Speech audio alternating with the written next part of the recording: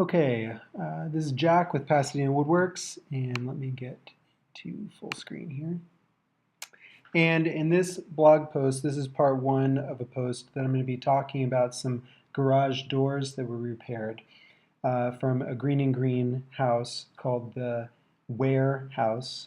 It's here in Pasadena. It's on Bellefontaine, right by Mayfield Senior School.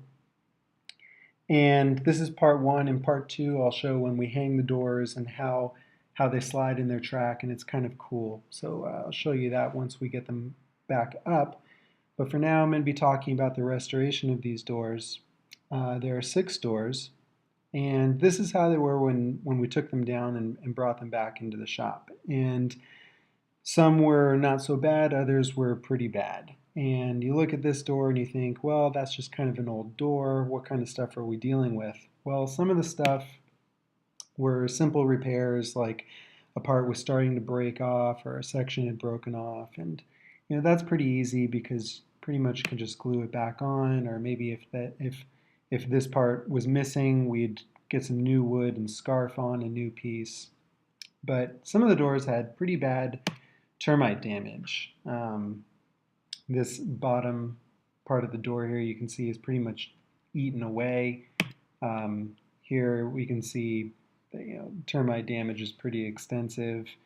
This door was the absolute worst of them. I mean, it was just, there was almost nothing there. I mean, it was like you put your finger to it and it just pushed through like you're pushing into foam. And on this one, in this area for the glass, the muntins and the bars were starting to kind of fall apart. And you can see this tenon is starting to rot away. And so I'll talk a little bit about that. So like I said, this is kind of what we're dealing with. So some of you might say, well, okay, throw that away, throw that door away, it's no good. No, because in this case, in historic home restoration, the goal is to try and save as much original material as possible. So on that door with the really bad termite damage, basically what we were looking at was the 2 stiles, that's the outer vertical parts, the top rail, all of these bars and muntins for the glass, this middle rail, those were all bad. They're shot, just eaten up, no good. But the inner panel and the bottom rail were still totally structurally sound. They had no termite damage, they weren't cracked or checked or falling apart. So for that door, what we did was we decided we were going to keep this bottom rail, and we were going to keep this interior tongue and groove panel, and we were going to replace everything else. And the reason why we were able to do that is because of mortise and tenon joinery. So what is mortise and tenon? Mortise and tenon is the foundation, it's the basis for all woodworking joinery. And in this section, this style had to be taken away, so I was able to cut through, and this really exemplifies what mortise and tenon is. So in woodworking, you've got the tenon, that's this section here, this is a tenon, this is a tenon. It is the male part of the joint. And you've got the mortise, which is the female or the receiving part of the joint. And so basically they cut out this hole, they cut out this mortise, and the tenon fits into it.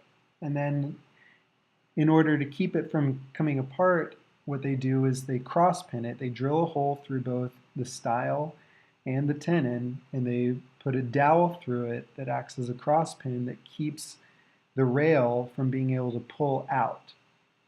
And so you can use a cross pin. It can also be held in with glue, and there actually was some evidence. This is some animal hide glue, like horse glue, which kind of surprised me because usually in exterior woodwork, glue is not used, but there was a little bit of glue. So basically what I did was I drilled out the dowels, I drilled out those cross pins, and then using a mallet, I was able to force and pry this apart and get this rail that was structurally sound out from the stile that was rotted away. And here you go. Here's that bottom rail of the door, and as you can see, it's totally it's good. and it's original. It's got the patina, it's got the age marks, but it's just totally structurally sound, and so we definitely want to keep that.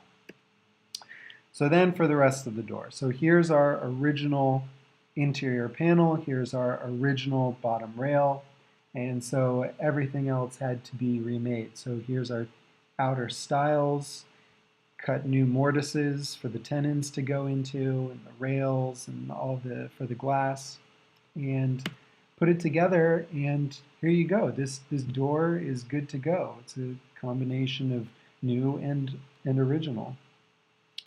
So what about, the rest of the doors where we weren't replacing old parts, but we had to deal with things like the really bad termite damage? So like in this section here. So what we did was we used a product called Abitron, and Abitron is a two-part epoxy, and it comes in a liquid form and also a putty form. And the putty form kind of looks like cake frosting. So what I did was I started with the liquid form and poured it in there, let it really soak in, and what that does is it kind of stiffens up the wood fibers and gives it a little bit of strength. And then I mixed up the part A, part B of the putty Abitron, and the good thing is that you can add pigment to it. You can add color because, like I said, it's like cake frosting. It's white, but you don't want that. So I added pigment to it and mixed it up, and then you really just jam it into all the crevices, and then a chemical reaction occurs and it hardens, and then you can go back and sand and file it down.